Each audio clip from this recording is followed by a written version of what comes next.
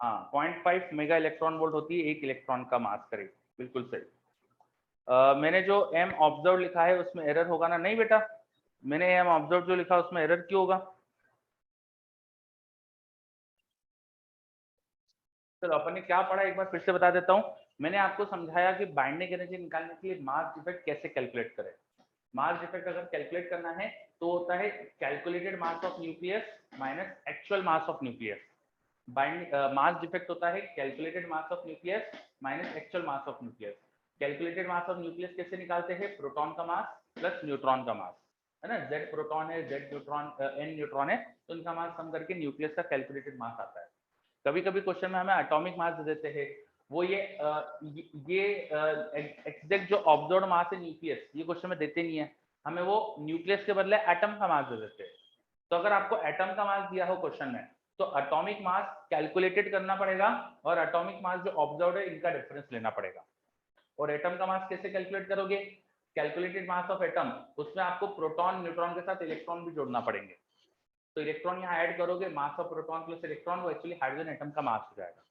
तो Z time hydrogen atom का mass plus N time neutron का मास, इससे अपन निकाल सकते हैं कैलकुलेटेड मास ऑफ एटम। चलो अब क्लियर? ये H अभी मैंने क्या है ये मैंने बताया, ये हाइड्रोजन है, ठीक है। चलो यशवर्धन पूछ रहा है sir M observe exactly M atom minus Z M ही होगा। हाँ बिल्कुल सही यशवर्धन, ठीक है। ओके अब अपन क्वेश्चन स्टार्ट करते हैं। थोड़े लिखो क्वेश्चन, मैं डाटा थोड़ा सा देख कर देता हूँ, सही देने की कोशिश करता हूँ। लिखिए question. Find the binding energy, find the binding energy of iron, find the binding energy of iron Fe2656 nuclei. Find the binding energy of iron Fe2656 nuclei. Given that its atomic mass, given that its atomic mass, its atomic mass is, उसका atomic mass में दे रहा हूं आपको 55.93, 55.93 और 49 AMU। AMU को पूरा लिखने की जरूरत नहीं होती है, शॉर्ट में U लिख दो तो भी चल जाता है।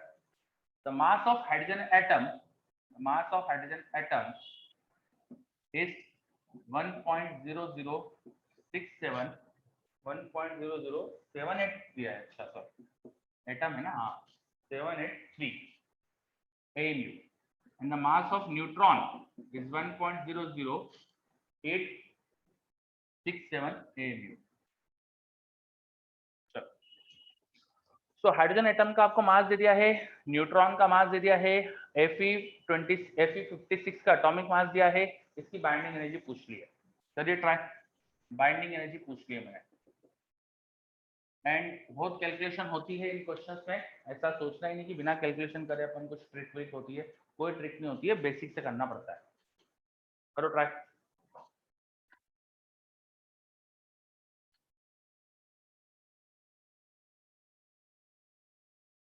Binding energy of Fe find करिए।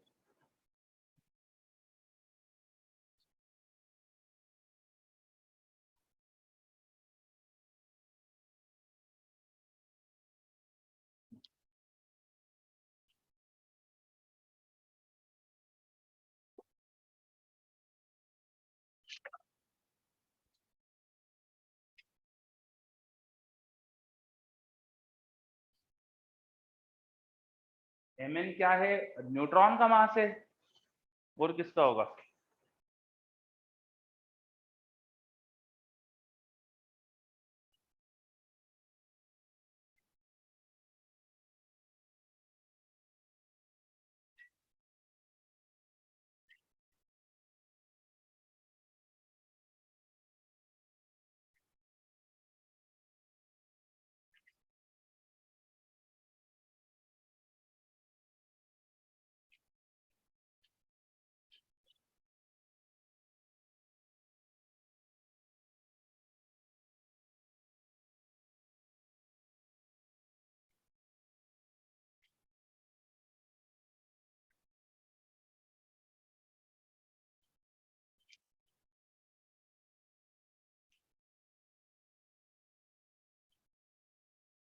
आयरन का एटॉमिक मास दिया है, हाइड्रोजन का एटॉमिक मास दिया है, न्यूट्रॉन का मास दिया है आपको, और आयरन का आपको मैंने पूछ लिया है बाइंडिंग एनर्जी क्या होगी।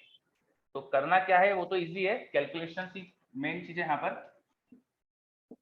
मास डिफेक्ट निकालोगे, मास डिफेक्ट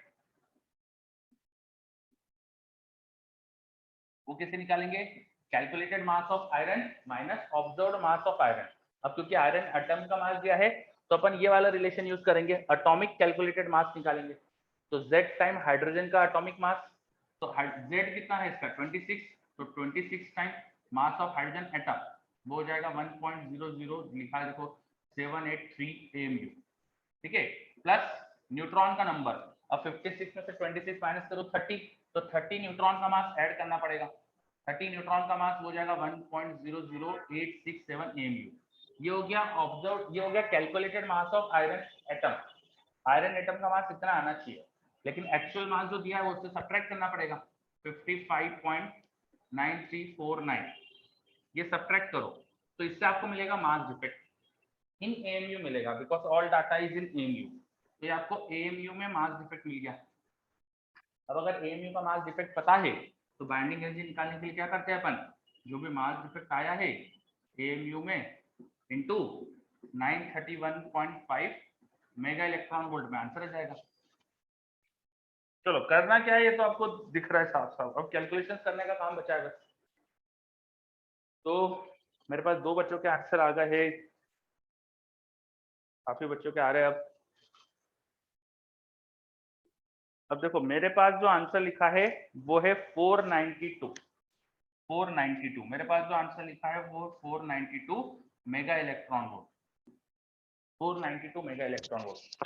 कुछ बच्चों के आंसर इससे थोड़ा सा अलग दिख रहे मुझको, तो कहीं ना कहीं कैलकुलेशन की गलती करी उन्होंने, और यहाँ पर है ना बहुत बड़ा नंबर मल्टीप्लाई होता है, तो तुम जो थोड़ी सी गलती करोगे ना वो बहुत बड़ी हो जाएगी, समझे।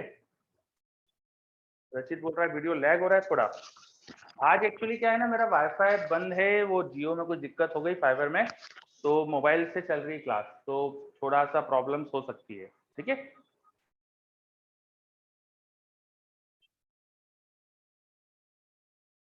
ये क्लियर,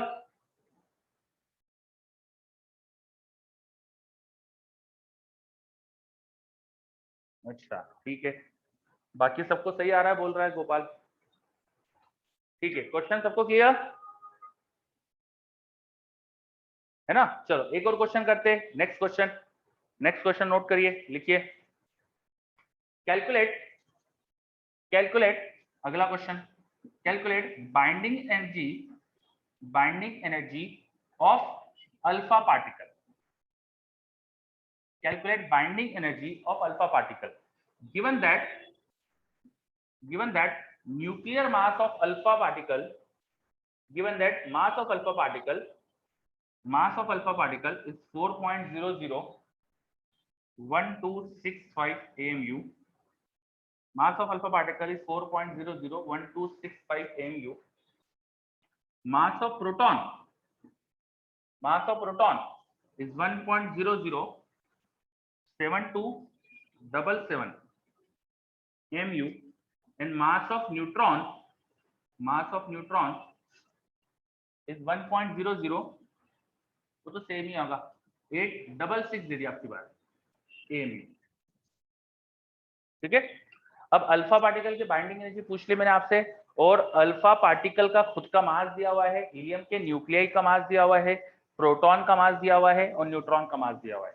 करो ट्राई, प्रोटॉन का मास दिया है, न्यूट्रॉन का मास दिया है, करो ट्राई।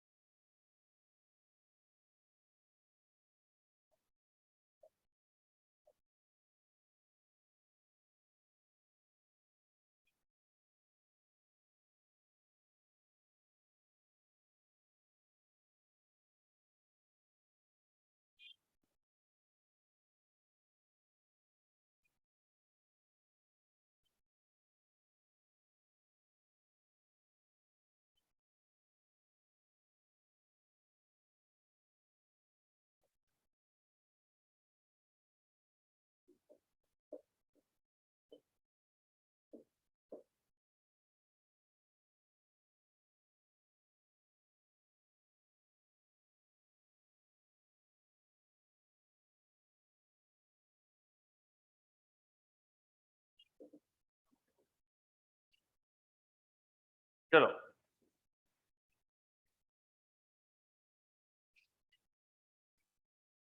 पीछे क्वेश्चन का 492.6 आ रहा है अप्रोक्सीमेट। हाँ ठीक है चलेगा, 492 लिख दिया था मैंने।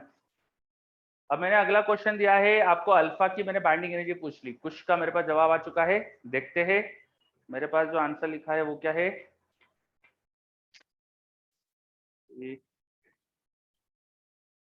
Just a minute.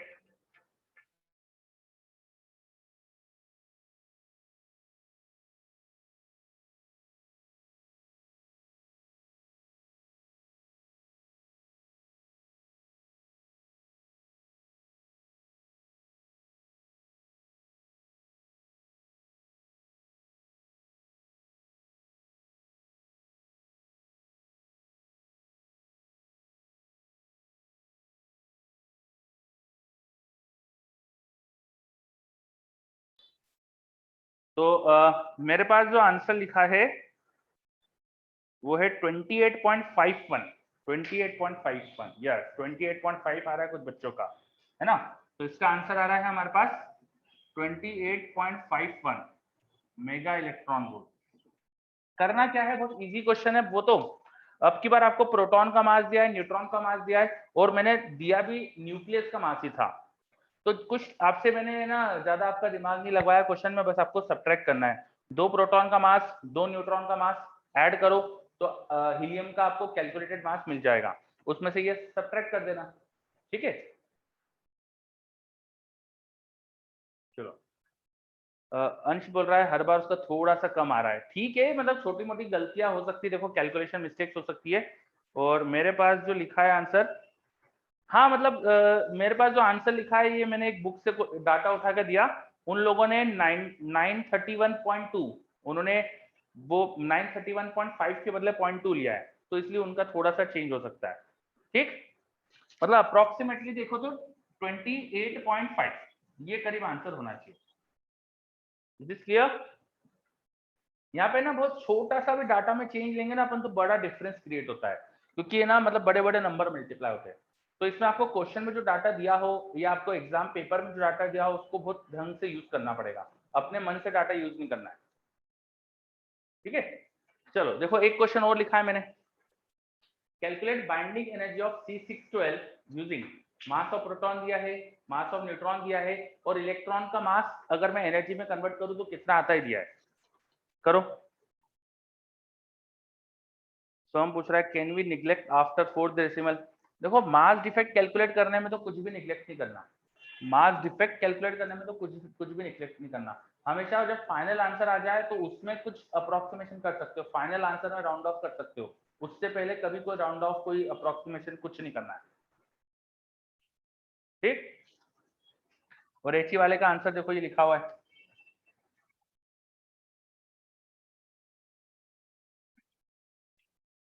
चलो आगे बढ़ते हैं। अब अगला क्वेश्चन देखो लिखा हुआ है मेरे बोर्ड पे, करो ट्राई।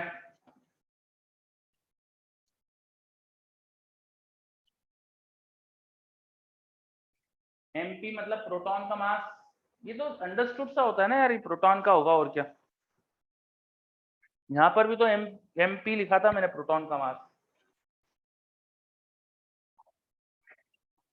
वैल्यू क्या लिखी है, अच्छा 1.7277, 1.7277, ये जो लिखा है सेम ही लिखा था मैंने, 1.007277 एएमयू।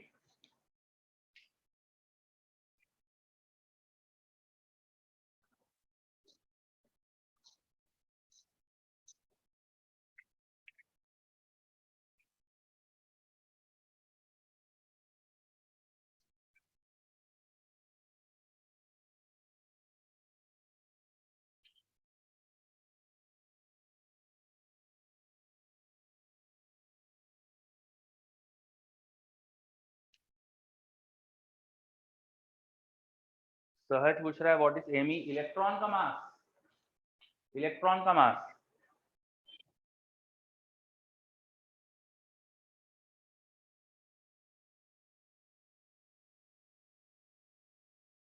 अरे यार आप लगता है मैं जब क्वेश्चन बोलता हूँ सुनते ही नहीं हो। मैंने क्वेश्चन फिर से रिपीट करता हूँ, प्लीज एक बार अच्छे से सुनिएगा सब लोग। Calculate binding energy of C612। C612 की बाइंडिंग एनर्जी पूछी आपसे मैंने। C612 तो मतलब पता है ना अपन को, कार्बन है, ठीक है, यूजिंग मास ऑफ प्रोटॉन, ये P मतलब प्रोटॉन, ये स्टैंडर्ड नोटेशन है, आपको हर बार है ना बस ऐसे लिख के देंगे वो लोग, अलग से लिखेंगे नहीं कि ये मास ऑफ प्रोटॉन है। तो this is mass of proton, ये U मतलब AMU होता है, ये मास ऑफ न्यूट्रॉन दिया है, U मतलब AMU होता है, और इलेक्ट्रॉन का जो मास है उसको अपन एनर्जी में कन्वर्ट करो तो 0.51 मेगा इलेक्ट्रॉन वोल्ट की एनर्जी आती है। तो मासेस आपको मेगा इलेक्ट्रॉन वोल्ट में भी दिए जा सकते हैं, एनर्जी के टर्म में भी दिए जा सकते हैं, because mass and energy equivalent होती है, ठीक है। तो कभी मैं किसी मास को एनर्जी में दे दूं या किसी क्वेश्चन में दिया हो तो कोई गलत चीज कोई नहीं कर रहा है, because mass and energy are equivalent. Clear? चलो नोट फटाफट करो, आंसर निकालो इसका।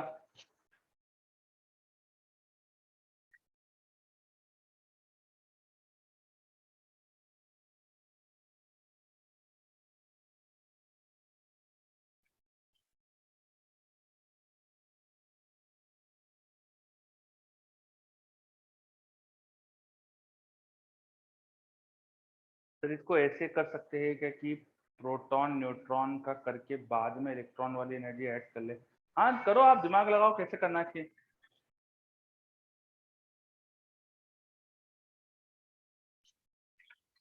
देखो अब आपको मैंने C612 का पहले तो मास नहीं दिया, तो आपको मुझसे पूछना चाहिए था इसका मास क्या, इसका मास मुझको देना चाहिए था क्या क्वेश्चन में। इसका मास ही नहीं पता तो आप कैसे करोगे। वेरी गुड गोपाल, 12 ले लेंगे, बिल्कुल सही है ना, ठीक है, यस बिल्कुल सही। आपको पता है बिकॉज C612 के मास से ही तो आपने डिफाइन करा है ना एटॉमिक मास यूनिट। AMU की डेफिनेशन याद करो, तो AMU की डेफिनेशन यही तो होती है, 1 AMU is mass of carbon 12 atom upon 12। ये सही लिख रहा हूँ क्या मैं? 1 AMU मतलब यही होता है, mass of carbon 12 atom in kg upon 12। KG में लोगे तो केजी के साथ रिलेशन आ जाएगा, ग्राम में लोगे तो ग्राम के साथ रिलेशन आ जाएगा। यहाँ पर एटम का मास होता है, तो आपको है ना इस रिलेशन से एटम का मास मिल जाएगा। C612 एटम का जो मास है वो आपको मिल जाएगा 12 AMU, ठीक है।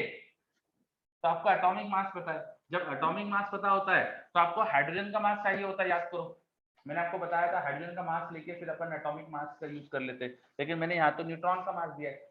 अगर आपको मास डिफेक्ट कैलकुलेट करना है तो आप C612 के न्यूक्लियस का मास लोगे, और न्यूक्लियस को तो दिया नहीं है तो एटम का दिया है, तो मास ऑफ C612 एटम, उसमें से 6 इलेक्ट्रॉन होंगे तो 6 इलेक्ट्रॉन का मास सब्ट्रैक्ट करोगे तो इसके न्यूक्लियस का मास मिलेगा।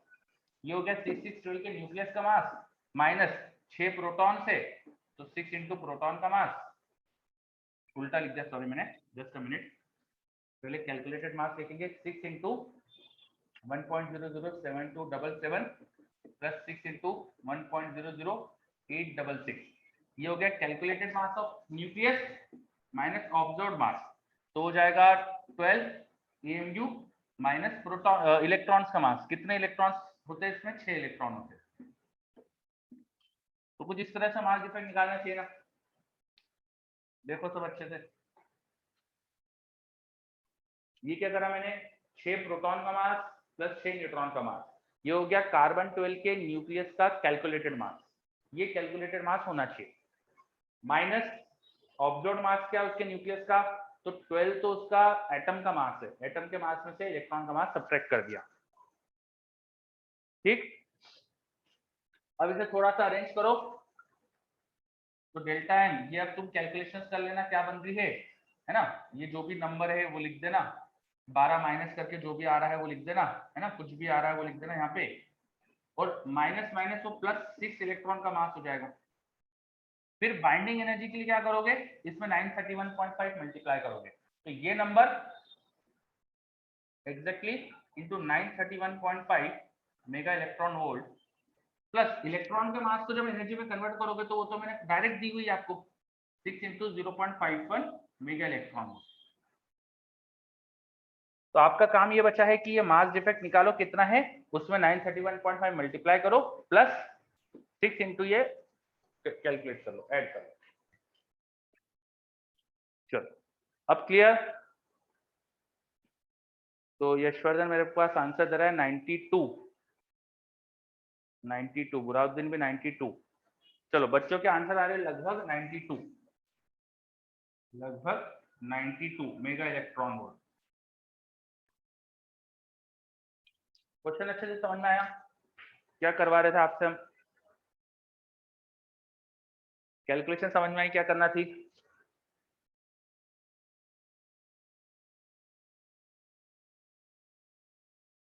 यस, ओके, है ना।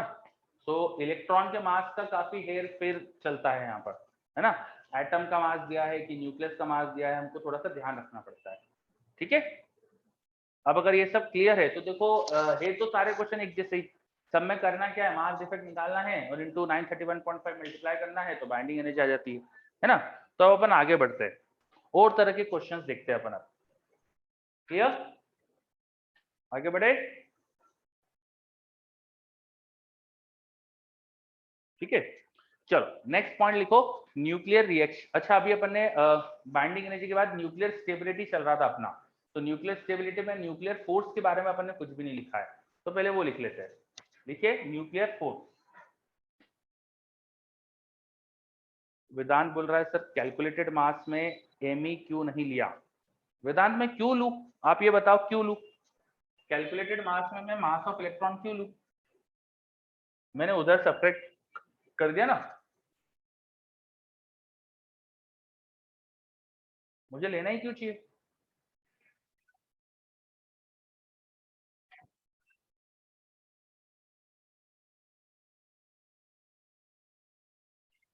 हाँ वेरी गुड, चलो, है ना। मैंने इधर देखो न्यूक्लियस का कैलकुलेटेड मास लिया है, न्यूक्लियस का क्या मास होगा ये ढूंढा है, उसमें से न्यूक्लियस का मास सब्ट्रैक्ट करा है।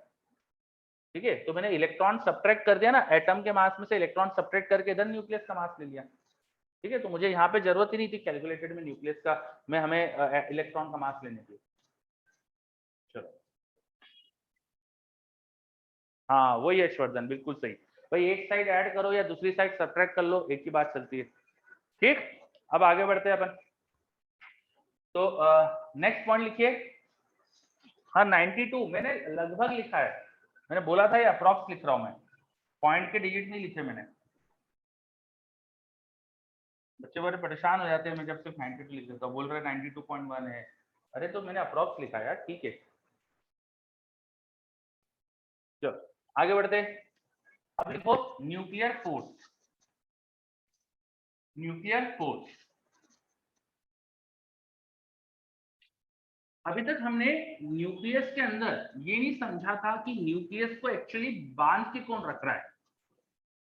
हम ऑब्जर्व कर रहे थे न्यूक्लियस को, तो हमें पता चला जेड और एन का कर्व हम समझ में आया हमको।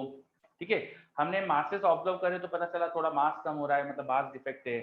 लेकिन अभी तक एक क्वेश्चन हमने डिस्कस नहीं करा था कि भाई न्यूक्लियस के अंदर प्रोटॉन प्रोटॉन में बहुत ह्यूज रिपल्शन है, स्टिल वो अंदर अट्रैक्टेड कैसे है, न्यूक्लियस में साथ में कैसे रह रहे वो, ये क्वेश्चन हमने एड्रेस नहीं करा था। ठीक है, तो ये क्वेश्चन अब एड्रेस करते हैं अपन। डेफिनेटली कोई ऐसा फोर्स होना चाहिए वहां पर जो इलेक्ट्रोस्टैटिक के रिपल्शन फोर्स से भी काफी बड़ा है, तभी न्यूक्लियस के अंदर ये सारे न्यूक्लियॉन्स साथ में हो सकते हैं, है ना। क्योंकि भाई बहुत ज्यादा फोर्स होगा रिपल्शन का, और जब बड़ा बड़ा न्यूक्लियस बनाते हैं अपन, जितने ज्यादा प्रोटॉन डालते हैं तो खूब ज्यादा रिपल्शन हो जाता है। तो डेफिनेटली वहां पर कोई और फोर्स भी है जो न्यूक्लियस को बांध के रख रहा है। That force is called strong nuclear force. ठीक है, ये स्ट्रॉन्ग न्यूक्लियर अट्रैक्शन, डेफिनेटली वो अट्रैक्शन होना चाहिए, है ना। डेफिनेटली वो अट्रैक्शन होना चाहिए, क्योंकि भाई न्यूक्लियस के अंदर न्यूक्लियॉन को चिपका के रख रहा है, बांध के रख रहा है, तो अट्रैक्टिव होना चाहिए। तो लिखिए next point, nuclear force.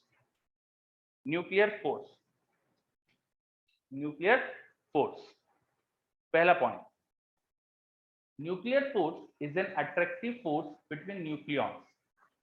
Nuclear force is an attractive force between nucleons. Nuclear force is an attractive force between nucleons which bind the nucleus together, which bind the nucleus together. Nuclear force is an attractive force between nucleons which bind the nucleus together. This must be a very short range force. This must be a very short range force as as it is not observed outside nuclear dimensions. As it is not observed outside nuclear dimensions. This must be a very short range force as it is not observed outside nuclear dimensions. हमारे world में हमने कभी ऐसा कोई बहुत ज्यादा strong force नहीं देखा जो इलेक्ट्रोस्टैटिक से भी ज्यादा स्ट्रॉन्ग हो, पर न्यूक्लियस के अंदर ये ज्यादा होना चाहिए, तभी तो न्यूक्लियॉन्स को बांध के रख रहा है। तो कोई वहां पे जो फोर्स है वो हमारे वर्ल्ड में नहीं दिखता हमको, हमारे डायमेंशंस में नहीं दिखता हमको, इसका मतलब वो बहुत ही शॉर्ट रेंज का होना चाहिए। इनफैक्ट बहुत बड़े बड़े न्यूक्लियाई भी स्टेबल नहीं होते, वो भी अपने आप ही ब्रेक हो जाते हैं। तो डेफिनेटली ये फोर्स इतना स्ट्रांग नहीं है, इतना इतना बड़ा रेंज में नहीं लगता कि बड़े बड़े न्यूक्लियस को भी होल्ड कर ले। ये बहुत ही छोटी रेंज का फोर्स है, इसलिए बड़े न्यूक्लियस को भी होल्ड करके नहीं रख पा रहा है। ये बात समझ में आई? जो बड़े न्यूक्लियाई होते हैं वो बहुत अनस्टेबल होते हैं जनरली। आपने देखा होगा, आपको शायद आइडिया हो, पीरियोडिक टेबल में बिस्मथ के आगे जितने भी एलिमेंट है सभी रेडियो एक्टिव है, वो सब अपने आप ही डीके हो जाते हैं, दूसरे न्यूक्लियर में कन्वर्ट हो जाते हैं। तो जो न्यूक्लियर फोर्स अगर वो बड़े बड़े न्यूक्लियस को अगर बांध के रख पाता, बड़े बड़े न्यूक्लियस के अंदर एक्ट कर पाता, तो स्टेबल होते वो। मतलब ये इतना भी बड़ा नहीं है कि न्यूक्लियस बड़े न्यूक्लियस को भी बांध कर रख ले, तो बहुत शॉर्ट रेंज होती है, फर्मी मीटर्स की रेंज में एक्ट कर पाता है। समझे? हाँ चलो, अथर बोल रहा है it is exponential instead of inverse square, हाँ like electron gravity, so its range is very small. बिल्कुल सही अथर, है ना? ये बहुत ही जल्दी डिक्रीज होकर जीरो हो जाता है। इनवर्स स्क्वायर लॉ में डिस्टेंस के स्क्वायर पे डिपेंडेंसी होती है, यहाँ पर और हायर पावर पे इनवर्स डिपेंडेंसी होना चाहिए, इसलिए बहुत ही जल्दी इसकी वैल्यू जीरो हो जाती है। ठीक है, चलो गोपाल बोल रहा है तो उनको मेंटेन कैसे करते हैं रेडियो एक्टिव को? मतलब क्या पूछ रहे हो गोपाल, आपका क्वेश्चन क्या है? और माइक है यार, आप लोगों का बोल के पूछ लिया करो ना, कई बार आप लिखते हो उसकी लैंग्वेज ही आपकी ऐसी होती जो समझ नहीं आती।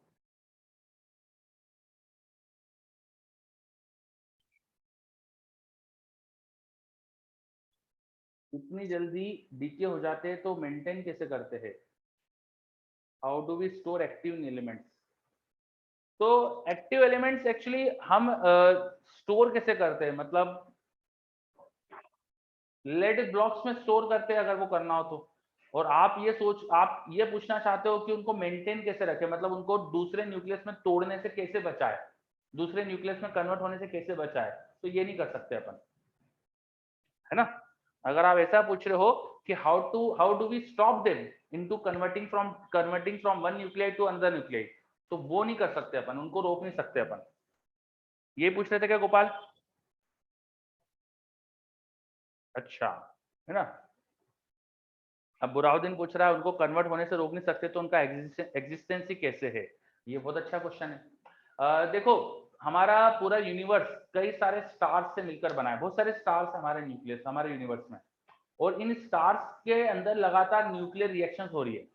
तो न्यूक्लियर रिएक्शंस की वजह से कई बार हेवी न्यूक्लियस बन जाते हैं, बहुत ज्यादा हाई एनर्जी से वहां पर न्यूक्लियॉन्स टकराते हैं, न्यूक्लियर पार्टिकल न्यूक्लियस टकराते हैं, तो कभी कभी होता है कि हेवी न्यूक्लियस भी बन जाते हैं, और वो जो हेवी न्यूक्लियस बने वो पूरे अपने यूनिवर्स में फैले हुए हैं, और ये हैवी न्यूक्लियाई धीरे धीरे धीरे करके दूसरे न्यूक्लियस में कन्वर्ट होते जा रहे हैं।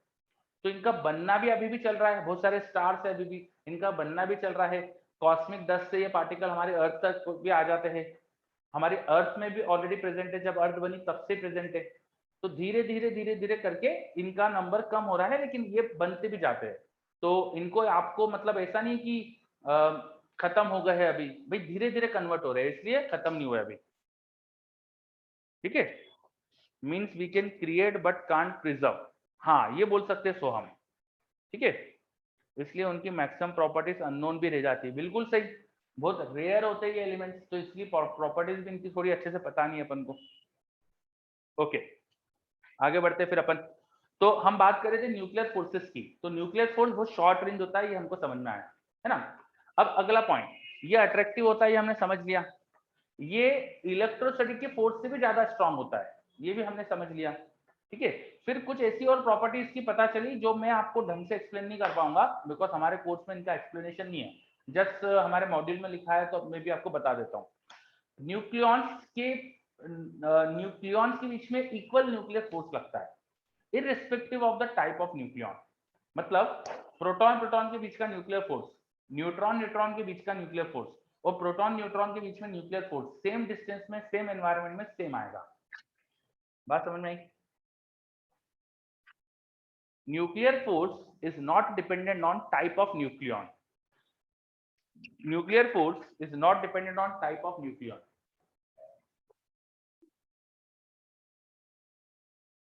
Nuclear force is not dependent on type of nucleon. Nucleon, proton और न्यूट्रॉन, दो तरह के न्यूक्लियन होते हैं। प्रोटॉन प्रोटॉन में न्यूक्लियर फोर्स, न्यूट्रॉन न्यूट्रॉन में न्यूक्लियर फोर्स, और एक प्रोटॉन और न्यूट्रॉन के बीच का न्यूक्लियर फोर्स सेम आता है सेम कंडीशंस में। क्लियर? ठीक है, लेकिन लेकिन एक पॉइंट और भी है कि प्रोटॉन प्रोटॉन में रिपल्शन भी होता है। तो प्रोटॉन प्रोटॉन के बीच का नेट फोर्स अगर निकाला जाए, नेट फोर्स, तो थोड़ा कम आएगा, समझे? बिकॉज दो प्रोटॉन अट्रैक्ट भी करेंगे न्यूक्लियर फोर्स से और इलेक्ट्रोसिटी की वजह से रिपेल भी करेंगे। तो दो तरह के फोर्स होते हैं प्रोटॉन में, न्यूक्लियर अट्रैक्शन प्लस इलेक्ट्रोसिटिक रिपल्शन। तो नेट में इनका फोर्स थोड़ा सा कम हो जाएगा, net force. Is this clear?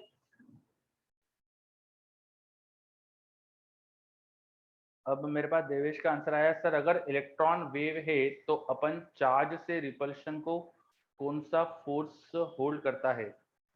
Sir अगर इलेक्ट्रॉन वेव है, नहीं देवेश हमने ये नहीं कहा कि इलेक्ट्रॉन वेव है, हम इलेक्ट्रॉन में वेव की प्रॉपर्टी भी है ना, इलेक्ट्रॉन है ड्यूअल नेचर, ये बोला था अपन ने। इलेक्ट्रॉन वेव है ऐसा नहीं कहा था हमने। सर अगर इलेक्ट्रॉन वेव है तो अपने चार्ज से रिपल्शन को कौन सा फोर्स होल्ड करता है? अपने चार्ज से रिपल्शन को कौन सा फोर्स होल्ड करता है? ये क्वेश्चन थोड़ा सा अजीब है, मुझे लगता है शायद आप ये बोलना चाह रहे हो कि इलेक्ट्रॉन एक पार्टिकल है जो आप इमेजिन कर रहे हो कुछ स्फीयर जैसा कुछ है और उसके ऊपर चार्ज है, तो आपस के चार्ज एक दूसरे को रिपेल करेंगे, ऐसा कुछ सोच रहे हो आप, है ना? देवेश ऐसा कुछ सोच रहे हो क्या? यस। तो ऐसा आपको सोचना ही नहीं चाहिए। पहली चीज, हमें इलेक्ट्रॉन के अंदर क्या ये पता ही नहीं है, इलेक्ट्रॉन एक स्फीयर जैसा जो इमेजिन कर रहे हो, यही सारी चीज गलत हो गई। आप ये सोच रहे हो कि इलेक्ट्रॉनिक स्फीयर जैसा है जिसकी पूरी सरफेस पे चार्ज डिस्ट्रीब्यूटेड है और वो सारे चार्ज एक दूसरे को रिपेल कर रहे हैं, तो यही सोचना गलत हो गया। ठीक है, चलो sir, cause of nuclear force, Yashvardhan ठीक है देखते। हाँ Atharv, electron is not even a sphere, बिल्कुल सही Atharv. Is nuclear force just a theory और it can be proved experimentally? Experimental ही पता चल रहा है अपन को। ठीक है, बहुत सारी थ्योरीज है जिनसे हमको पता चल रहा है और जो एक्सपेरिमेंट्स है अभी तक उसके रिजल्ट से सेटिस्फाई हो रहे हैं। चलो, हाँ बस अब थोड़ा सा ना आप सब ऑफ टॉपिक जा रहे हो, प्लीज वापस आ जाओ, है ना? अपन न्यूक्लियर फोर्स के बारे में बात कर रहे थे, न्यूक्लियर फोर्स को पहले कंप्लीट करते हैं। तो न्यूक्लियर फोर्स न्यूक्लियॉन्स के बीच में एक जैसा होता है, पर प्रोटॉन प्रोटॉन में थोड़ा फोर्स कम हो जाएगा, थोड़ा सा कम हो जाएगा। ठीक, अगला पॉइंट, न्यूक्लियर फोर्सेस न्यूक्लियॉन की स्पिन डिपेंडेंट होते हैं, लाइट स्पिन के लिए ज्यादा होते हैं। देखो, nuclear forces are spin dependent, nuclear forces are spin dependent, nuclear forces force is spin dependent, it is more for light spin. Light spin हो अगर तो फोर्स ज्यादा आता है। Nuclear force is spin dependent, it is more for light spin. फिर nuclear force is not a central force, nuclear force is not a central force, nuclear force is not a central force. ये force central force नहीं है। Central forces क्या होते हैं? ऐसे forces जो दो पॉइंट के बीच में अगर लग रहे हैं तो उनको जोड़ने वाली लाइन के अलोंग लगते हैं, ऐसे फोर्सेस को बोलते हैं सेंट्रल फोर्स। मतलब कि वो डिस्टेंस डिपेंडेंट होते हैं एंड डायरेक्शन उनकी लाइन के अलोंग होती है। तो न्यूक्लियर फोर्स सेंट्रल फोर्स नहीं है। चलो नेक्स्ट पॉइंट, बहुत शॉर्ट रेंज होता है, ये अपन ने देख लिया। सेंट्रल नहीं है, ये अपन ने देख लिया। और क्या बचता है?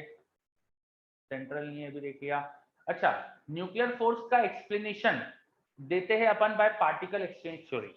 देखो, nuclear force act by particle exchange, nuclear force act by particle exchange, nuclear force act by particle exchange. Atharva, कुछ बताना चाहोगे पार्टिकल एक्सचेंज थ्योरी के बारे में? इफ यू हैव माइक, थोड़ा बोलो, बोल के बताओ। अथर्व, ग्लूऑन्स, ठीक है। माइक थे? अच्छा, माइक नहीं है, कोई दिक्कत नहीं। 1 मिनट यार, वो मेरा नेट बंद है ना, तो वो कुछ जियो वाले का कॉल आ रहा है। हाँ, आप लोग थोड़ा सोचो पार्टिकल एक्सचेंज थ्योरी।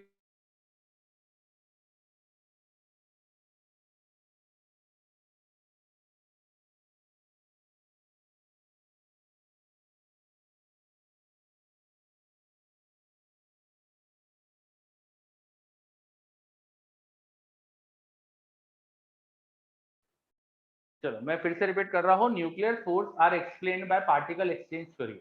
अबे पार्टिकल एक्सचेंज थ्योरी क्या होती है, थोड़ा मैं आइडिया देता हूँ, है ना, समझने की कोशिश करते हैं। देखो, कौन सा पार्टिकल एक्सचेंज हो रहा है अभी वो बात नहीं कर रहे, अपन थ्योरी की बात कर रहे हैं। What is the particle exchange theory? Suppose मेरे पास दो दो बच्चे हैं, दोनों फ्रिक्शनलेस प्लेटफॉर्म पे खड़े थे, दोनों लड़के फ्रिक्शनलेस प्लेटफॉर्म पे खड़े, या जो वो प्लेटफॉर्म पे खड़े उनमें स्केट्स लगे, है ना, दो लड़के जो स्केट्स पे खड़े, कहाँ खड़े? स्केट्स पे। अब इनके पास एक फुटबॉल, एक है फुटबॉल, ठीक है। इस फुटबॉल को ये लड़का थ्रो करता है दूसरे की तरफ, ये फुटबॉल को ये लड़का थ्रो करता है दूसरे की तरफ, तो क्या होगा बताओ? क्या होगा बताओ? पीछे जाएगा, है ना, पीछे जाएगा मोमेंटम कंजर्वेशन की वजह से। अगर ये लड़का फुटबॉल इसकी तरफ थ्रो करेगा तो ये लड़का पीछे जाएगा, सही है। और दूसरा लड़का अगर ये फुटबॉल कैच करे और फिर इसकी तरफ वापस थ्रो करे, दूसरे लड़के ने फुटबॉल कैच करी और वापस इसकी तरफ थ्रो करा, तो क्या होगा दूसरे लड़के को? दूसरे लड़के ने पहले तो फुटबॉल कैच करी, फिर वापस उधर थ्रो करी, तो वो भी पीछे जाएगा ना, ठीक है। Yes, so when two boys are playing with football and they are trying to push football towards the other, वो एक दूसरे की तरफ फुटबॉल फेंकना चाह रहे हैं, इन दैट केस उनके बीच में क्या हो रहा है? रिपल्शन जैसा फोर्स क्रिएट हो रहा है, they are trying to go away from each other, समझे? तो this is how we can explain the repulsion forces. Repulsion forces जो होते हैं वो ऐसे लगते हैं, एक दूसरे की तरफ पार्टिकल फेंकते हैं, जैसे दो प्रोटॉन्स के बीच में रिपल्शन होता है, तो दो प्रोटॉन एक दूसरे के बीच में फोटॉन्स को एक दूसरे की तरफ फेंकते रहते हैं, एक प्रोटॉन से फोटॉन उधर चले जाता है, दूसरे प्रोटॉन से फोटॉन इधर आ जाता है, तो दोनों एक दूसरे की तरफ फोटॉन को प्रोजेक्ट करते रहते हैं, जिसकी वजह से उनके बीच में क्या होता है? रिपल्शन का फोर्स आ जाता है, समझे बात? पार्टिकल एक्सचेंज चलता रहता है, because of the particle exchange उनके बीच में फोर्स कैरी होता है। Is this clear? चलो बहुत बढ़िया। हाँ, इसी को मेसॉन थ्योरी भी बोलते हैं, बिल्कुल सही है ना। But nuclear force is attractive, अरे बात करेंगे ना, शांति,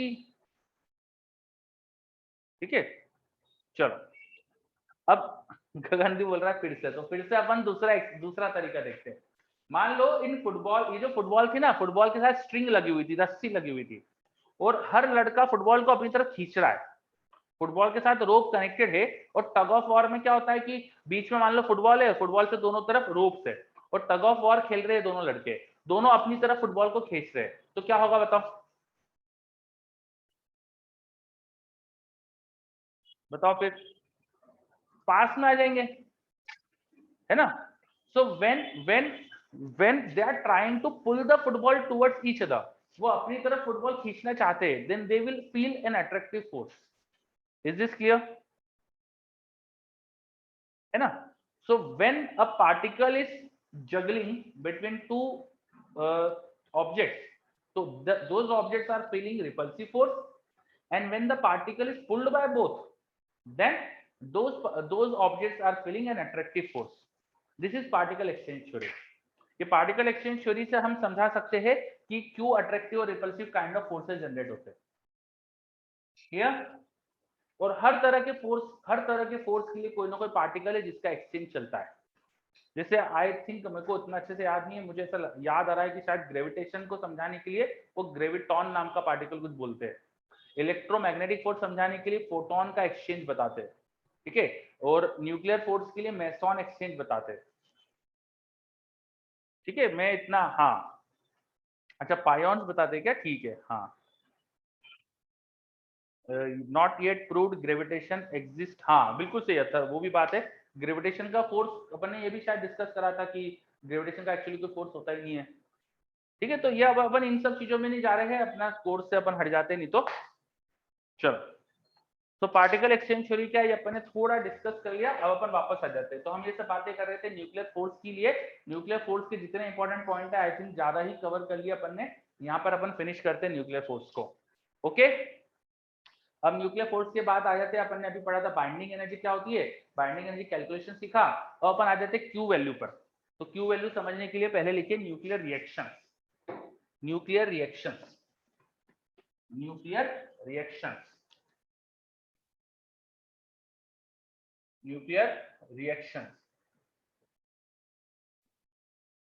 जैसे केमिस्ट्री में आपने पढ़ा है केमिकल रिएक्शंस, दो एटम्स या मॉलिक्यूल्स या एटम और मॉलिक्यूल्स मिलकर नए एटम और मॉलिक्यूल बना लेते हैं, नया एटम नहीं नए मॉलिक्यूल्स बना लेते हैं। इस सिचुएशन, ये फिनोमेना को अपन केमिकल रिएक्शन बोलते हैं। कुछ वैसा ही होता है न्यूक्लियर रिएक्शन। तो एक न्यूक्लियस कभी अपने आप ही दूसरे न्यूक्लियस में कन्वर्ट हो जाता है, जिसे अपन रेडियो एक्टिविटी बोलते हैं, या किसी न्यूक्लियस पे बम्बार्डिंग कर दो किसी दूसरे पार्टिकल की या न्यूक्लियस की, तो वो मिलकर नया न्यूक्लियस बना लेता है। जैसे कि रेडियो एक्टिव प्रोसेस में अल्फा डी की जो प्रोसेस होती है, उसमें कोई रेडियो एक्टिव पार्टिकल, कोई भी रैंडम, मैंने एक पार्टिकल मान लिया कोई एक्स है, वो अपने आप ही अल्फा पार्टिकल इमिट कर देता है, उसका एटॉमिक नंबर 2 से और मास नंबर 4 से कम हो जाता है, और वो अल्फा पार्टिकल इमिट कर देता है अपने आप ही स्पॉन्टेनियसली। तो ये एक न्यूक्लियर रिएक्शन है जिसमें एक न्यूक्लियस दूसरे न्यूक्लियस में कन्वर्ट हो गया।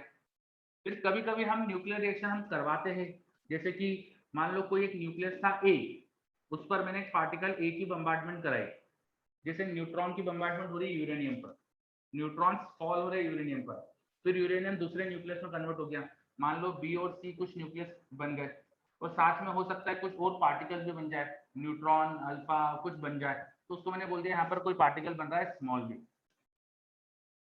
ठीक। Heading is nuclear reactions.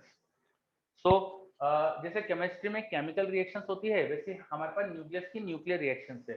So radio active processes, nuclear bombarding processes, these are example of nuclear reactions, these are examples of nuclear reaction। तो मैं आपको एक सही कोई न्यूक्लियर रिएक्शन में ढूंढ के बताने की कोशिश करता हूँ। अब देखो फिजिक्स में रिएक्शन याद करने की जरूरत तो पड़ती नहीं है, तो इसलिए मेरे को भी याद नहीं है। जैसे, हाँ, ये मुझे दिख रहा है अल्फा, पीयू का अल्फा डीके दिखता है, पीयू आई थिंक प्लूटोनियम होगा, 238 is converting into uranium 235, 235 ही क्या 234 प्लस अल्फा, ठीक है। This is a spontaneous DK of plutonium, ठीक है। So this is an example, ये स्पॉन्टेनियस होने वाली एक न्यूक्लियर रिएक्शन है। मैंने जनरल रिएक्शन लिखी थी तो उसका एक एग्जांपल बता दिया, ये एक रियल अल्फा डीके इक्वेशन है, प्लूटोनियम का यूरेनियम में डीके होता है और अल्फा पार्टिकल इमिट हो जाता है। ऐसे और भी रिएक्शन हो सकती है, मैं बम्बार्डिंग करके भी रिएक्शन करा देता हूँ, जैसे कि मेरे पास वैभव ने एक एग्जांपल दिया, production of neutron by bombardment of alpha particle on sheet of beryllium, हाँ ये भी हो सकता है शायद, ठीक है। मैं और भी कोई एग्जांपल आपको ढूंढ के देता हूँ, जस्ट अ मिनट।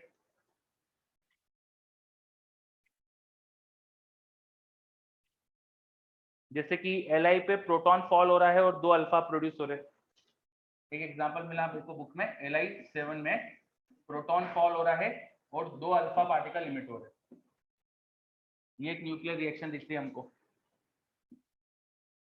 ठीक है। सो हम इस तरह से न्यूक्लियर रिएक्शंस करवा सकते हैं, हम किसी न्यूक्लियस पे दूसरे न्यूक्लियस को फॉल करा दे या पार्टिकल को फॉल करा दे, या कोई न्यूक्लियस अपने आप ही अपने दूसरे न्यूक्लियस में कन्वर्ट हो जाता है, this reactions are called nuclear reaction. Nuclear reactions क्या है, ये सब क्लियर।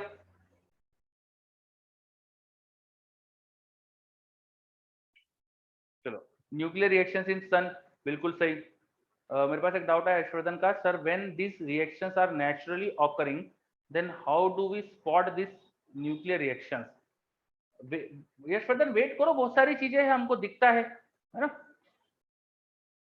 चलो, सो हमें पता है कि न्यूक्लियर रिएक्शन होती है। अब हर न्यूक्लियर रिएक्शन में कोई न्यूक्लियस दूसरे न्यूक्लियस में कन्वर्ट हो रहा है। तो न्यूक्लियस एक दूसरे न्यूक्लियस में जब कन्वर्ट होता है तो रिएक्शंस में हो सकता है कि कुछ मास डिक्रीज हो जाए और जो भी मास डिफेक्ट हुआ है वो क्यू वैल्यू के फॉर्म में रिलीज हो जाता है।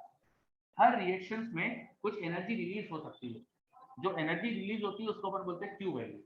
जो एनर्जी रिलीज होती है उसको अपन बोलते हैं Q value. What is Q value? Q value is the energy release in the nuclear reaction. Q value is energy release in nuclear reaction. ठीक है, कैसे निकालेंगे क्यू वैल्यू? तो हर न्यूक्लियर रिएक्शन में हो सकता है कि मास की डिक्रीमेंट हो रहा है, वो मास डिफेक्ट इनटू सी स्क्वायर से निकालेंगे। मास डिफेक्ट कैसे कैलकुलेट करेंगे? रिएक्टेंट्स के मास ज्यादा होंगे, प्रोडक्ट का मास कम होगा, जो भी मास का डिफेक्ट हुआ इनटू सी स्क्वायर करके क्यू वैल्यू निकाल सकते हैं। बात समझ में आ रही है? What is Q value of the nuclear reaction? जैसे आपने केमिस्ट्री में पढ़ा होगा ना एंथैल्पी ऑफ रिएक्शन, उसकी जैसी चीज है। एंथैल्पी ऑफ रिएक्शन मतलब किसी केमिकल रिएक्शन में पर मोल प्रोडक्ट बनने में कितनी एनर्जी रिलीज होती है, शायद यही था, है ना? मुझे अच्छे से याद नहीं, शायद यही था। ठीक है, तो जैसा पर मोल प्रोडक्ट बनने में केमिस्ट्री में एंथैल्पी ऑफ रिएक्शन होती थी, कुछ उसके जैसा ये यहाँ पर एक न्यूक्लियर रिएक्शन होने में कितनी एनर्जी रिलीज होती है, that is called Q value. Q value क्या है, समझ में आया?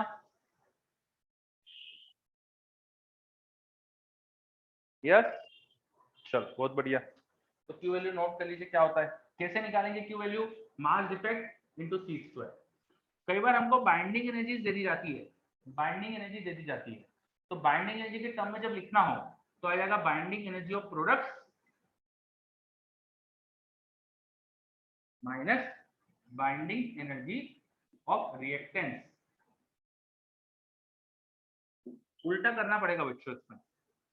जैसे एंथैल्पी ऑफ रिएक्शन आपको निकालना है, तो आप क्या करते हो? अगर एंथैल्पी ऑफ फॉर्मेशन पता है तो क्या करते हो? Enthalpy of formation of products minus enthalpy of formation of reactant, इससे एंथैल्पी ऑफ रिएक्शन मिलती ना। बताओ, केमिस्ट्री में से पढ़ा है?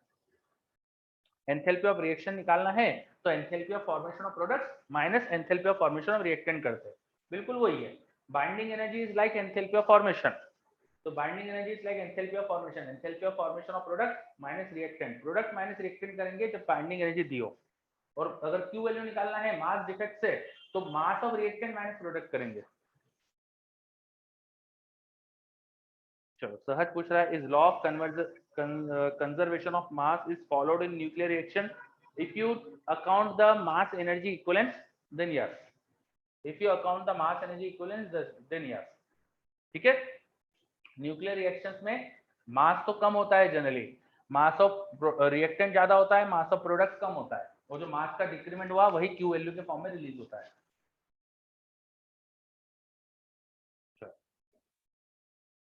अभी क्यू वैल्यू क्या भला है, समझ में आ गया क्या सबको?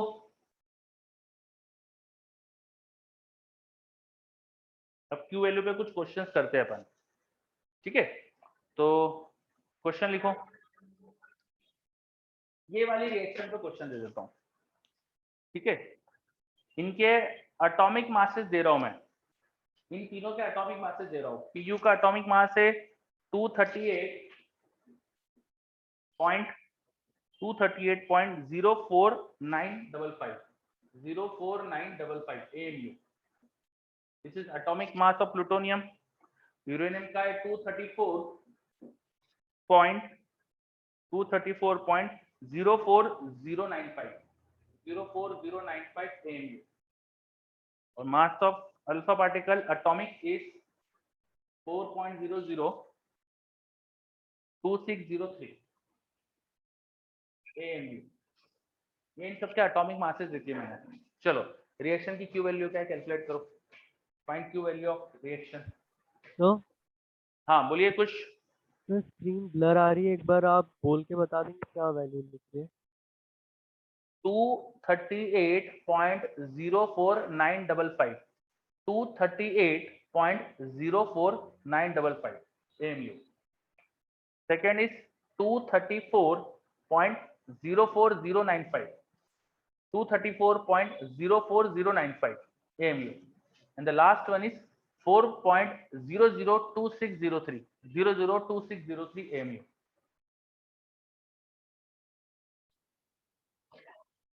मेरे पास एक क्वेश्चन आया, क्यू वैल्यू हमेशा पॉजिटिव होगी क्या?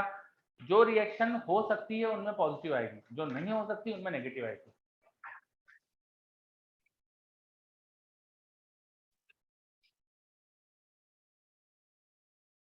भाई कोई भी न्यूक्लियर रिएक्शन कब होना चाहिए? जब सिस्टम ज्यादा स्टेबल हो, ज्यादा स्टेबिलिटी हो, एनर्जी सिस्टम में रिलीज हो रही हो, कम हो रही हो एनर्जी, तो सिस्टम स्टेबल होगा।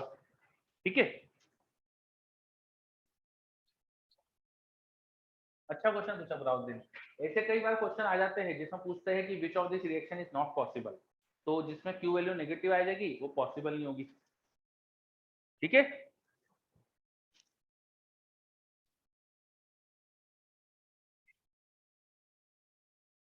तो आकाश का जवाब भी आ गया मेरे पास, देखते हैं आकाश।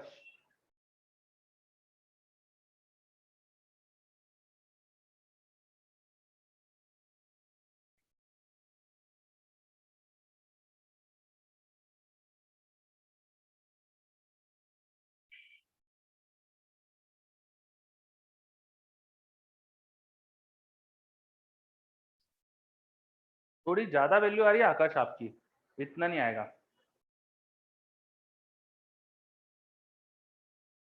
यशवर्धन बोल रहा है स्टेबिलिटी इंक्रीज हो रही है तो ऑल न्यूक्लियर रिएक्शन नेचुरली होना चाहिए। यशवर्धन, क्या केमिस्ट्री में ऐसा होता है कि सारी रिएक्शन नेचुरली हो जाती है ऑल्दो दे आर एक्सोथर्मिक? बोलो, रिएक्शन एक्सोथर्मिक है तो क्या अपने आप हो जाती है? रचित बिल्कुल सही। यशवर्धन, क्यों नहीं होती? क्यों नहीं होती? हर एक्सोथर्मिक रिएक्शन अपने आप क्यों नहीं हो जाती? एक्टिवेशन एनर्जी लगती है, बिल्कुल सही। बस, तो आई थिंक अब आपका क्वेश्चन का आंसर मिल गया आपको।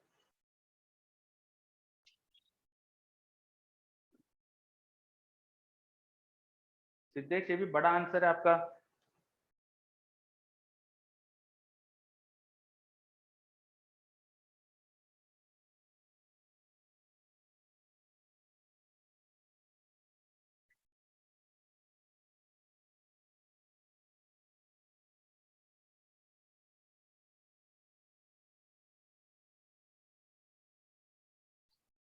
मेरे पास इसका आंसर जो लिखा है वो तो बहुत छोटा है और आप सबके बहुत बड़े बड़े आंसर आ रहे हैं।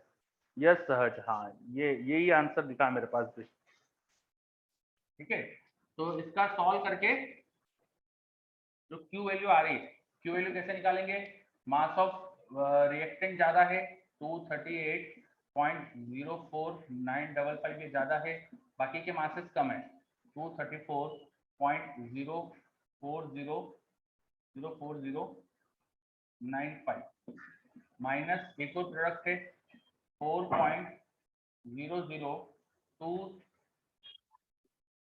4.02603 मैं इसमें ज्यादा डिजिट दे दूंगा। ठीक है, एक बार चेक कर लेता हूँ, सही दिया था ना? हाँ ठीक है, उसमें ज्यादा डिजिट दिए थे। चलो, तो ये सब्ट्रैक्ट कर लो और जो भी आएगा इनटू कर देंगे 931.5 मेगा इलेक्ट्रॉन। तो सॉल्व करके आ रहा है करीब 5.5, अप्रोक्सीमेटली 5.5 मेगा इलेक्ट्रॉन वोल्ट। सही सही कैलकुलेट करो, nearly 5.5 mega electron volt. Calculations की गलती हो रही है बच्चों की शायद छोटी मोटी, इसलिए थोड़ा इधर उधर आंसर आ रहा है। नियरली 5.5 आ रहा है। क्लियर?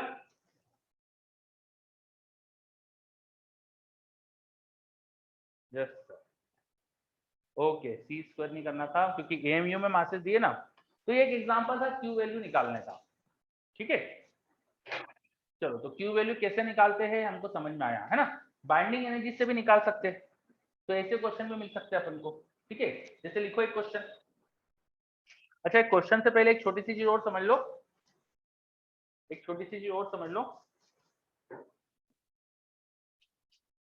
कभी कभी न्यूक्लियर रिएक्शन ऐसी होती है जिसमें एक न्यूक्लियस पे एक पार्टिकल की बम्बार्डमेंट कराओ तो दूसरा न्यूक्लियस प्लस अनदर एक पार्टिकल बन जाता है। एक न्यूक्लियस पे, लाइक किसी न्यूक्लियस एक्स पे पार्टिकल ए की बम्बार्डमेंट कराओ तो कोई न्यूक्लियस वाई और पार्टिकल बी बन जाता है। जैसे लिथियम पे प्रोटॉन की बम्बार्डमेंट करो तो मान लो कि यहाँ पर बन गया अपने पास बेरिलियम और कुछ पार्टिकल बन गया, एग्जाम्पल के लिए जस्ट बोला मैंने। तो ऐसी न्यूक्लियर रिएक्शन को शॉर्ट हैंड में ऐसा लिखते हैं, X with particle A gives particle B and nuclear Y. इस न्यूक्लियर रिएक्शन को शॉर्ट हैंड में ऐसा लिखते हैं। इस तरह से लिखने का मतलब होता है ये रिएक्शन हो रही है, एक्स में ए पार्टिकल की बम्बार्डमेंट से बी पार्टिकल बनता है और वाई न्यूक्लियस बनता है। Is it clear? ये समझ में आया? ठीक है, चलो तो एक क्वेश्चन देखते हैं अपन।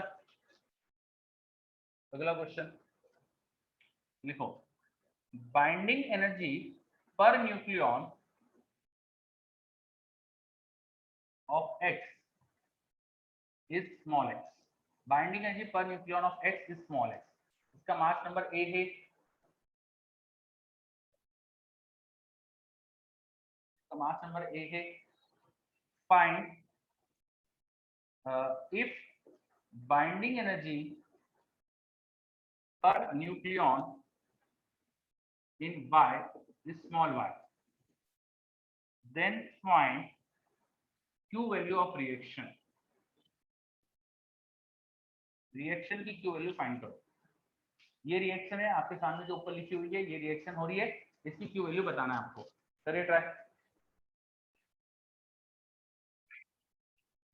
There is a nuclear reaction going on. उस न्यूक्लियर रिएक्शन में X कोई न्यूक्लियस है जिस पर स्मॉल ए पार्टिकल की बम्बार्डमेंट करी, जैसे Y न्यूक्लियस बना और B पार्टिकल बना। मैंने कुछ के मास नंबर, चार्ज नंबर वगैरह कुछ दिए हैं आपको, ठीक है।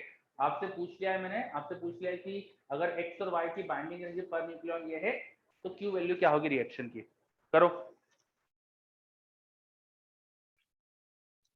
बाइंडिंग एनर्जी पर न्यूक्लियन देखिए, मैंने क्यू वैल्यू पूछ ली है।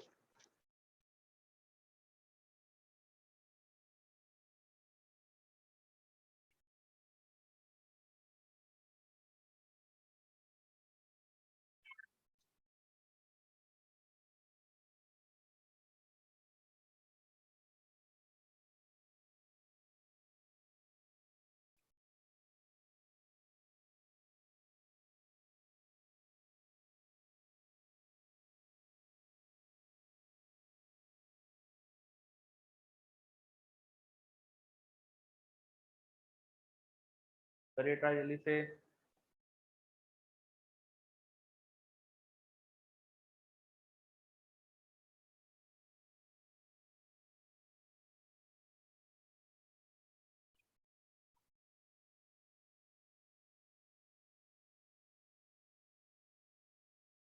चलो कुछ के आंसर आने लगे मेरे पास बच्चों के। कुछ का आया है, माधव का आया है, असीम का आया है। देखते।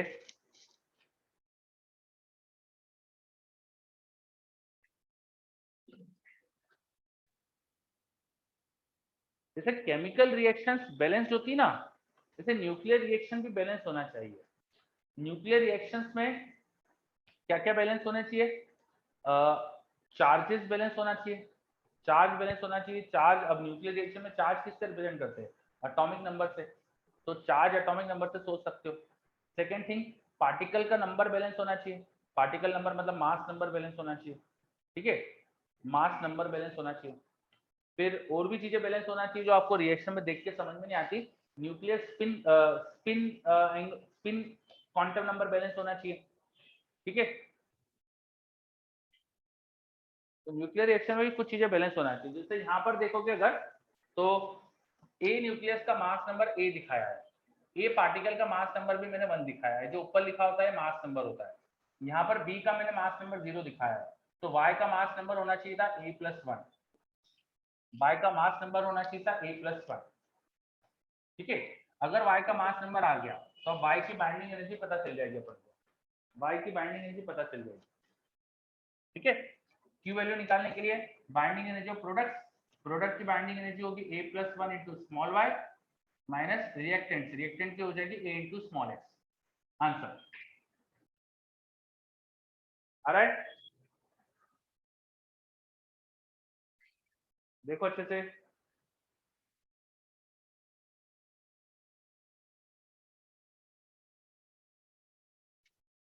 सम्यक, कुछ साइन की गड़बड़ कर दी। Binding energy of product minus reactant करते ना, प्रोडक्ट माइनस रिएक्टेंट होता है। ठीक है, चलो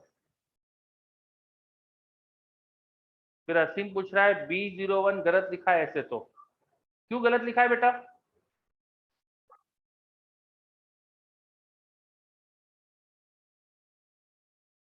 क्यों गलत लग रहा है आपको? नहीं, देखो कोई पार्टिकल ऐसे भी होते हैं जिन पे चार्ज होता है पर मास नहीं होता है, जैसे पॉजिट्रॉन।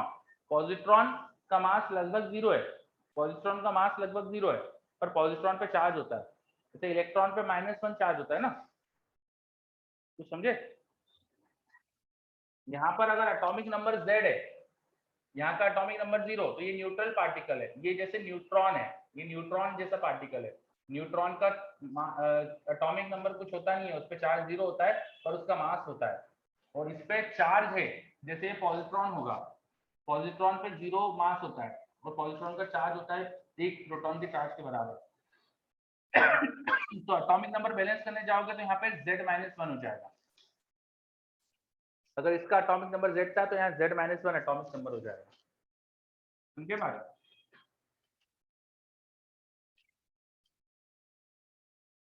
चलो देख लो अच्छे से।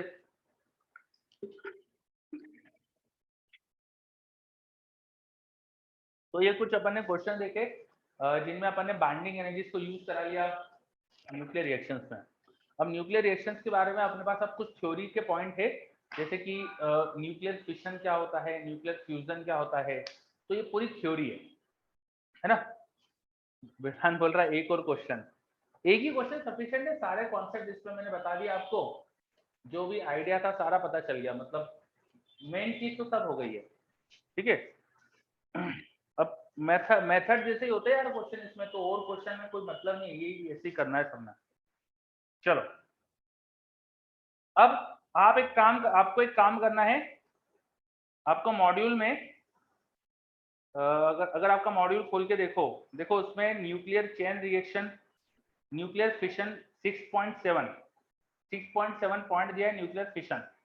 तो न्यूक्लियर फिशन क्या होता है, न्यूक्लियर चेन रिएक्शन क्या होती है, ठीक है, बहुत सारे छोटे छोटे पॉइंट्स दिए हुए हैं।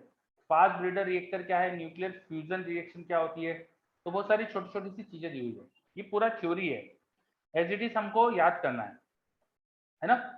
तो एक बार आप पहले पढ़कर आओगे फिर मैं बताऊं कि अपन अभी देखें। पेज नंबर 43, पेज नंबर 43 हम पढ़कर आएंगे। चलो तो मतलब मुझे बताना तो पड़ेगा इसमें, क्योंकि बहुत सारी इसमें ऐसी चीजें जो पढ़कर समझ में आती नहीं है। तो है ना, आप एक बार है ना पूरा पढ़कर आ जाओ और फिर जो जो दिक्कत है वो अपन डिस्कस कर लेंगे। ठीक है ना।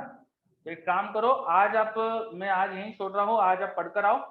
और इसमें कुछ कुछ चीजें ऐसी है जो याद ही करना है। देखो आपको, जैसे कि एक जगह लिखा हुआ है nuclear fission can be explain using liquid drop model also. Nuclear fission can be explain using liquid drop model also.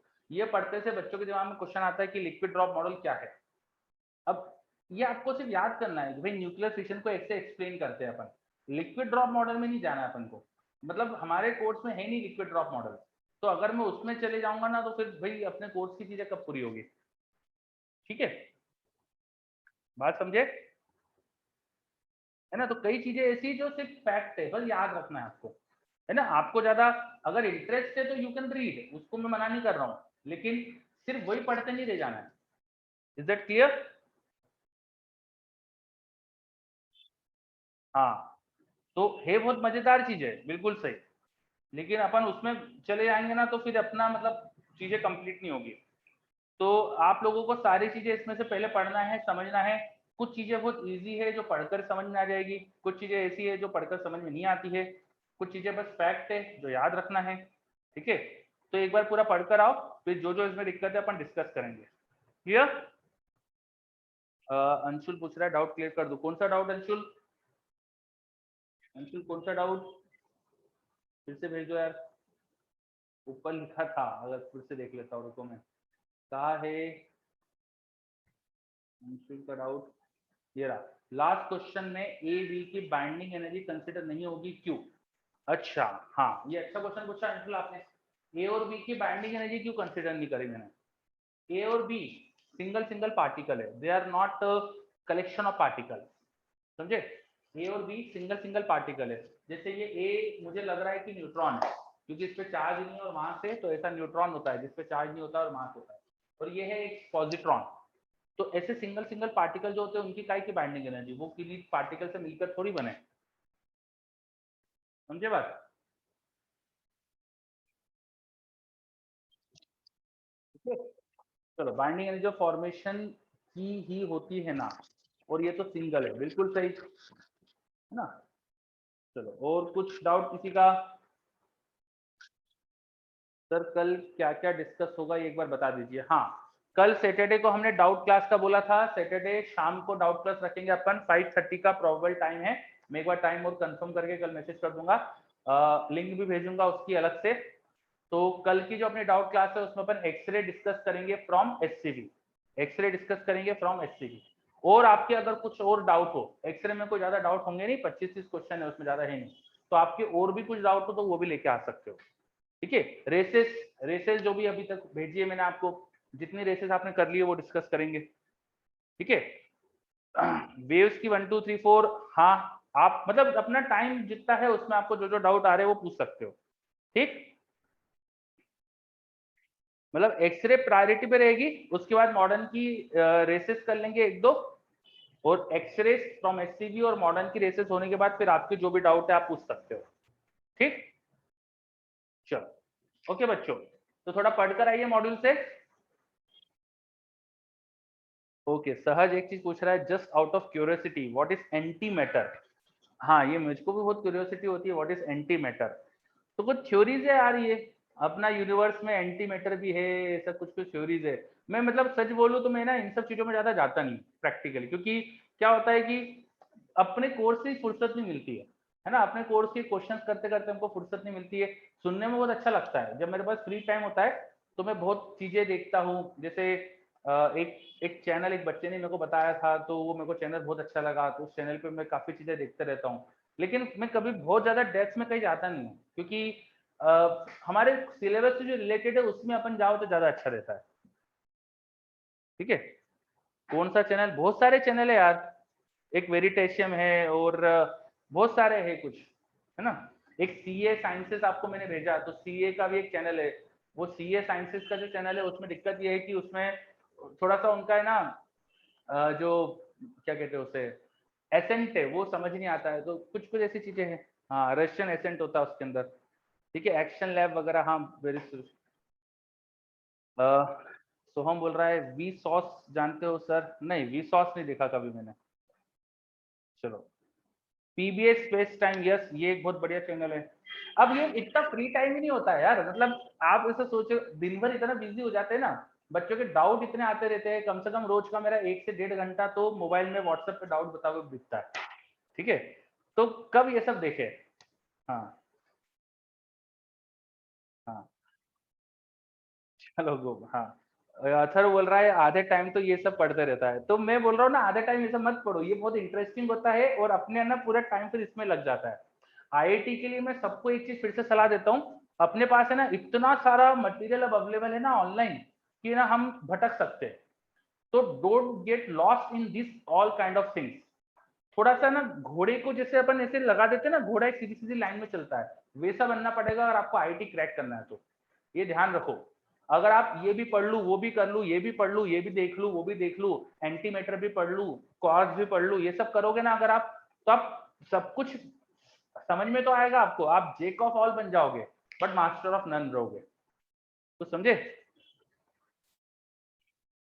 हाँ चलो, तो सिर्फ और सिर्फ अपनी क्लासेस पे ध्यान दो, ठीक है, और सिर्फ अपनी क्लासेस पे ध्यान दो, जो मटेरियल यहाँ से मिल रहा है वो क्वेश्चंस करने पे ध्यान दो। अल्टीमेटली आपको आईआईटी की एग्जाम क्रैक करना है। आईआईटी का पेपर क्रैक करने के लिए बहुत प्रैक्टिस लगती है। ये जो अपन ने क्वेश्चन देखे कैलकुलेशंस वाले, ये इतनी हैवी कैलकुलेशन मजा किसी को नहीं आता करने में। मैं जानता हूँ कि किसी को अच्छा नहीं लगता कि भाई जोड़ने घटाने बैठो, पर करना पड़ेगा आपको। अगर आईआईटी क्रैक करना है तो ये प्रैक्टिस में होना चाहिए आपकी। और अगर आपने इसकी प्रैक्टिस नहीं करी तो एग्जाम में क्वेश्चन नहीं बनते। फिर एग्जाम में बहुत प्रेशर होता है, बहुत कम टाइम रहता है आपके पास, बहुत कम टाइम में क्वेश्चन समझना है, फिर कैलकुलेशंस करना है, फिर आपको सही आंसर तक लाना है। तो उतने कम टाइम में इतने प्रेशर में ये सब करने के लिए बहुत प्रैक्टिस की जरूरत पड़ती है। तो वीडियो देखते रहोगे तो प्रैक्टिस कब करोगे, तो समझे। चलो सर, जेई एडवांस के बाद 2 मंथ का हॉलीडे होता है। हाँ तब कर लेना भाई, आईआईटी पहुंच जाओ तब ये सब करते रहना, अभी मत करो। चलो अब अपन एंड करते हैं क्लास, है ना। वैसे भी मेरा मोबाइल से नेट चल रहा है। बाय सबको, thank you all of you, take care, मिलते